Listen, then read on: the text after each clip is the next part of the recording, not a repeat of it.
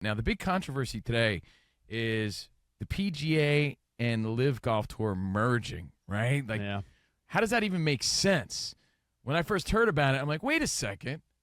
I thought the PGA Golf Tour was trying to keep all their golfers, and they were shaming everybody for leaving for the money, and now they're merging with the quote-unquote enemy.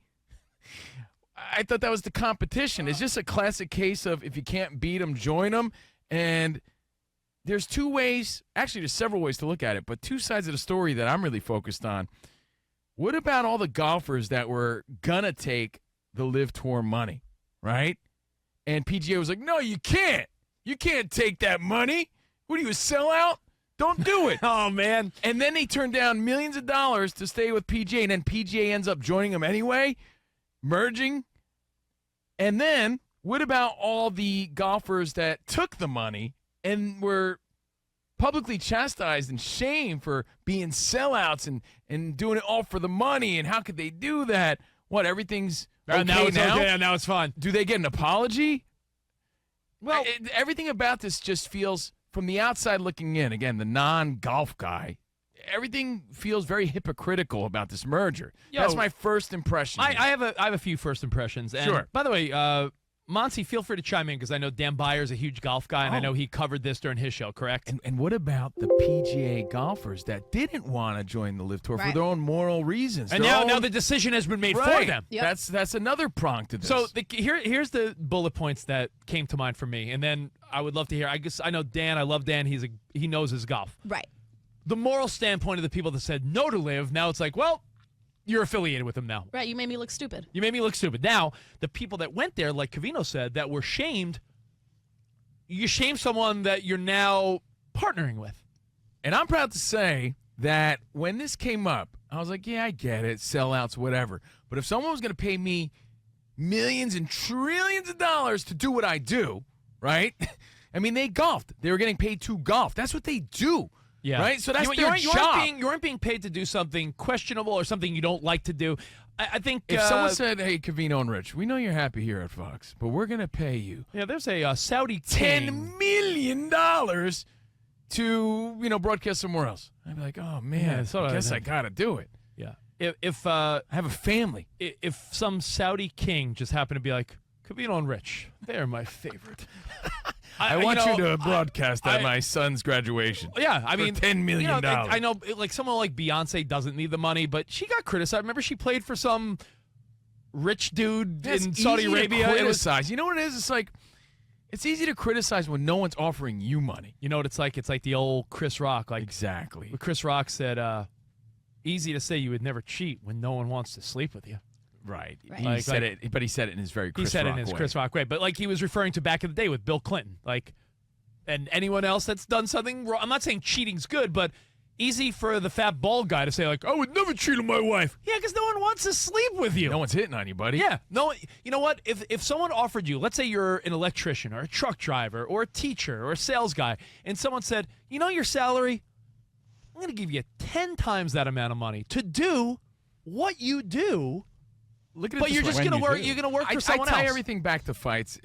That's life for me, right? I think you're oversimplifying this whole situation. I agree with you. Money talks. That's what you're saying, and that's the big picture, right? Yeah. I just think like right now the only person that I think looks terrible is the commissioner of the PGA, Jay Monahan. Apparently, he didn't tell any of his golfers that he was doing this, and so it's like, did he get a big payout? What did you agree to? Yes. Like, you are I would the have douche to say, here. without knowing anything, this is all about money. Right. Every bit of the story is about money. And he's who I'm criticizing. And remember, now, who are you criticizing? What's the name again? The PGA commissioner, it's Jay Monahan. Oh, Jay Monahan. I thought he said, oh, guys, I forgot to tell you. Yeah. Basically, they found out. Was that his quote? Oh, they guys, found out on social media.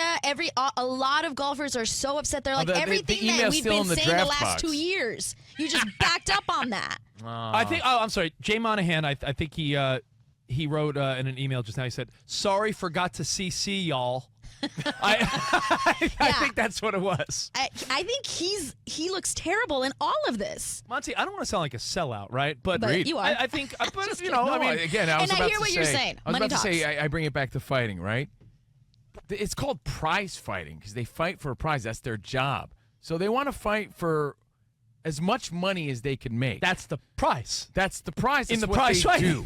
So that's why I didn't judge it from the get-go. I'm like, they're golfers trying to make money. That's what they do. You know, so I understand where everyone was coming from. I thought we were pretty fair when we first heard about And this. you know what? Everyone has a different. But now to hear the update, the whole thing is just one big hypocrisy. Everyone has a different moral compass. Everyone has a different moral compass. Everyone has a different political compass. Everyone has a different set of standards they live their life by, right? Like, think about actors and actresses. There's some people that are like, I only do movies that, like, I would never be nude. And other people are like, hey, it's art, whatever, here's my boobs. Right. You know, like, here's my junk in an apple pie. What? Like, I'll give you an example. If Covino and I were actors, this is the difference. Covino and I, very good, we're best buds. We have the same goals. I'm not showing my booty cheeks for money. But if I was an actor, Monsi, I would be like, yeah, if it calls for me to show my junk, yeah, whatever. I would do it. Covino would be like, Jason Segel. Covino would say, what would your mother think? And I'd be like, who cares? So everyone's cut from a different Rich, if I were you, I wouldn't do that. You're no Ben Affleck, bro. Dad, what do you know? Who are you talking to? I'm just saying, you might want to rethink that. But you're right. I get it. Everyone has their own, you said, moral compass. So your thoughts? There's a lot of golf. Anything we're missing, by the way, Monty? No, and you guys are hitting it. Yes. You know, on a personal standpoint, Rich and I have been on the fence about investigating golf for a long time. We are at the stage in life where we understand we got to get our game on and game up when it comes to golf and getting out there. As sports fans, we love the stories. So we talked about the whole LIV golf thing. Now the merger today.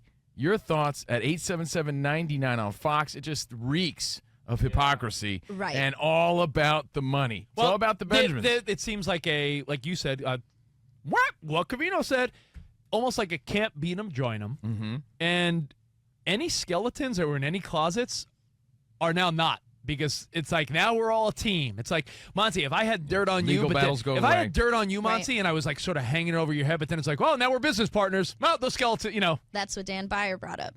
So that's exactly what he said. It's a very interesting situation, and it puts people on both sides in a weird situation. So whether you care or not about the LIV golf situation with the PGA, just put yourself in the scenario and think about it today when you're driving home from work.